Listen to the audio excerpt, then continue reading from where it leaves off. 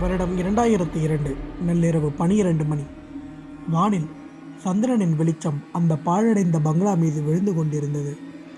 அதன் அருகில் இருந்த ஒரு ஆலமரத்தில் ஒரு பெரிய ஆந்தையின் கண்ணில் முழு நிலவு தெரியும் அளவிற்கு அது தனது கண்ணை விரித்து பார்த்து கொண்டிருந்தது. அப்போது அந்த பங்களாவின் வாசலில் 2 பெண்கள் வந்து நின்றார்கள். ஏய் வேணாண்டி, எனக்கு என்னமோ பயமா இருக்கு. இவ்வளோ தூரம் வந்துட்டு பயந்தா எப்படி என்றாள் இன்னொருத்தி. இருவரும் அவர்களது கையை பின்னிக்கொண்டு அந்த பங்களாவின் காம்பவுண்ட் கேட்டை திறந்தார்கள். ஆலமரத்தில் அவர்களை பார்த்து கொண்டிருந்த ஆந்தை அலறி கொண்டே அங்கிருந்து பறந்தது. அந்த ஆந்தையின் அலறல் சத்தத்தில் திடுக்கிட்டார்கள் இருவரும். திவ்யா சிரித்து கொண்டே சொன்னாள், ஏய் அதெல்லாம் ஒன்றும் இருக்காதுடி, உள்ளே போகலாம் என்று தன் தோழி கையை இழுத்து கொண்டு உள்ளே நுழைந்தாள்.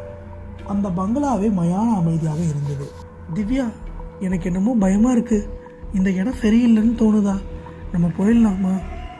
நீ தாண்டி இங்கே ஆவி பிசாசெல்லாம் இருக்குன்னு சொன்ன. நான் இப்போ பார்க்கணும் அதை. அதுக்கு நீ மட்டும் வர வேண்டியது தானே, என்னையே எதுக்கு கூட்டிகிட்டு வந்த? பேசாமல் பாடி